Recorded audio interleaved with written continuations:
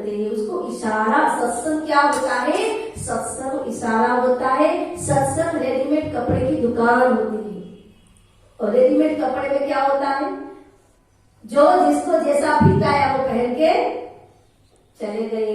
ऐसे ही सत्संग ऐसा होता है, उसमें आने के बाद भक्त जब, इसीलिए सबसे पहले गुरु अपने भक्त से वचन से बनता है।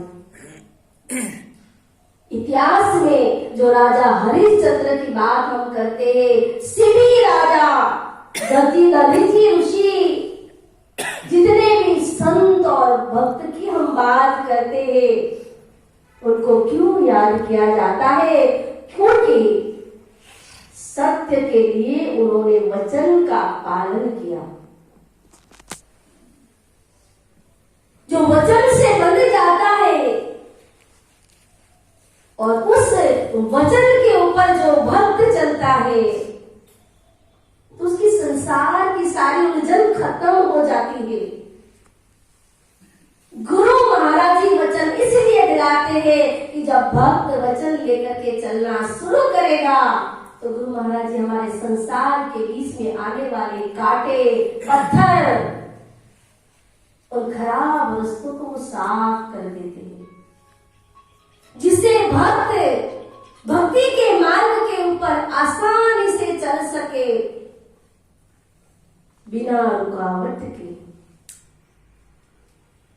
बाधा आती है, लेकिन भक्त उन बाधाओं को नहीं देखता है, वो वचन को याद करता है। मेरा वचन क्या है, मेरा कर्तव्य क्या है, मेरा धर्म क्या है, मेरा वो कर्म क्या है।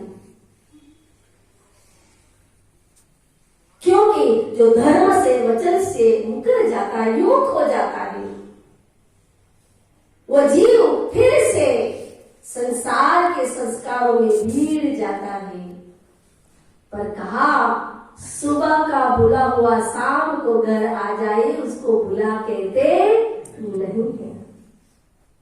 सुबह का भूला यानी कई समय हमारा ऐसा बीत गया, ऐसी उलझनों में हम फंस गए, सत्संग छूट गया, भजन छूट गया, सेवा छूट गई, ध्यान छूट गया, सब कुछ छूट गया। लेकिन कहा, जब जब चेतो तभी भला, जब जब चेतो तभी भला। जब चेत गए, जब गुरु महाराज जी ने हमको इशारा कर दिया कि अब ठहर जा, वहां से वापस मुड़ के आ जाता है, वो भूला नहीं कहा जाता। इसीलिए तो एक बार भगवान बुद्ध के पास एक सन्यासी आया, और सन्यासी आया, भगवान बुद्ध सभा में बैठे हुए थे, और वहां जाकर के बुद्ध के सामने दो हाथ जोड़ा, कुछ बोला नहीं, बुद्ध को देखता रहा। भगवान बुद्ध भी उसको देखते रहे। काफी समय तक दोनों की नजर मिली रही। थोड़ी देर के बाद भगवान बुद्ध ने आंख बंद कर ली और ध्यान में डूब गए। आधा घंटा, 1 घंटे तक वो सन्यासी भगवान बुद्ध को देखता रहा, पर भगवान बुद्ध आंख बंद करके ध्यान में उतर गए।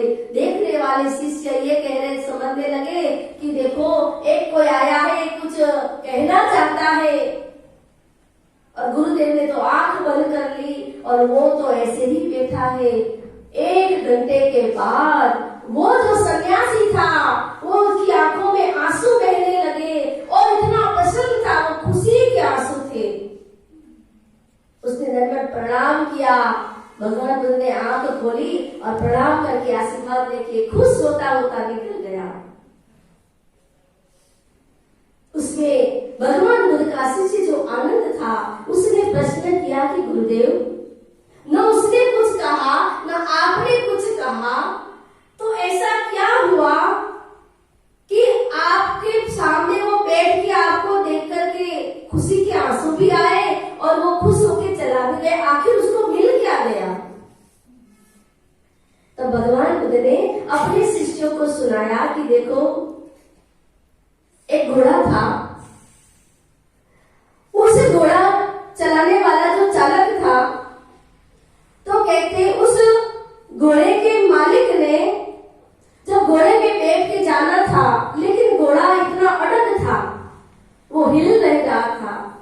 न टिक रहा था, अपनी चाल बदलता ही नहीं था। तो उस मालिक ने क्या किया, हंटर हाथ में लिया और चाबुक से बहुत मारा, घोड़े को बहुत मारा, और कितनी मार पड़ी घोड़े को, तब जाकर के घोड़ा सही ढंग से चलना शुरू किया। एक दूसरा घोड़ा था, उसके पास गए, तो उस घोड़े के पास जाकर के उन्होंने एक दो बार चाल बदलने के लिए कहा, वो बदला नहीं, तो उन्होंने चाबुक लिया और दिखाने लगे चाबुक कि भाई तू चलेगा नहीं तो मैं तुझे मारूंगा। तो जैसे ही चाबुक हाथ में लेके वो दिखाने लगे, तो वो घोड़े ने क्या कहा, अपनी चाल बदल ली, जो मालिक ने कहा उस चाल पे चलने लगा। तीसरा एक घोड़ा ऐसा था जिसके पास वो गया, जैसे मालिक उसके पास गया ही था और वो तैयारी करना था सवारी करने के लिए, और जैसे खाली इशारा किया घोड़े को कि जाना है, घोड़ा तुरंत चलने के लिए तैयार हो गया, उसी चाल में चला जो उसका मालिक चाहता था। ऐसे 3 प्रकार के घोड़े की बात भगवान बुद्ध ने कही, और उन्होंने शिष्यों को कहा ऐसे ही 3 प्रकार के भक्त होते हैं, 3 प्रकार के ऐसे शिष्य होते हैं। जो एक शिष्य ऐसा होता है कि जिसको कैसे समझाना पड़ता है, चाबुक से मार मार के उसको बार बार मार के उसको समझाना पड़ता है, तब जाके वो ठीक से चलता है।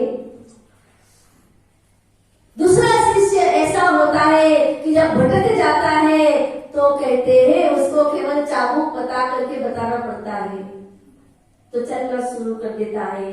और तीसरा शिष्य ऐसा है, खाली उसको इशारे की जरूरत थी, इशारा किया गुरुदेव ने, बस वो चल पड़ा मालिक के बताए हुए रास्ते पे।